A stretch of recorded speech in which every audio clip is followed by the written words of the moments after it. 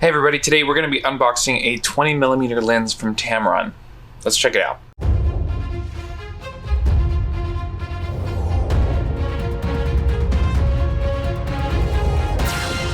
Okay, so this is a 2.8 lens. I guess this is the third version of this lens that Tamron's put out. And this is technically an open box. So somebody else had it, didn't want it, returned it for whatever reason, and I got it. So let me go ahead and show you what the lens ad looks like. I ended up buying this one from Autorama. At the time of purchase, it was actually $200, or $230, I should say, because of the open box versus the full price here.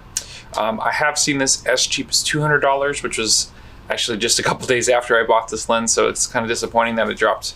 But yeah, the $30 difference wasn't worth trying to figure out the return to get this switched out. So yeah, so 2.8 lens, like we said. So let's get the unboxing portion of it too. So, all right, so here we are overhead. First thing you'll find is the lens hood itself. It does come with that Autorama thank you card or sticker telling you about that they buy used gear. Kind of a small lens hood, but I guess 20 mils is pretty wide. So we have a serial sticker in case you want to do something with that. This is precautions and safety. I didn't realize you needed to be safe with a lens, but I guess that makes sense if they don't want to get sued. And then I guess this is the instruction for 20, 24, and 35 mil 2.8s. So feel free to have that if you'd like. What we care about is the meat right here. So we've got our lens. This comes with a little moisture absorber. Let's see, it is kind of a plastic design. That's why the lens is $200, not super expensive. That's okay. I am noticing right away that there is a good amount of distance between the front element, the front glass, and the filter size here.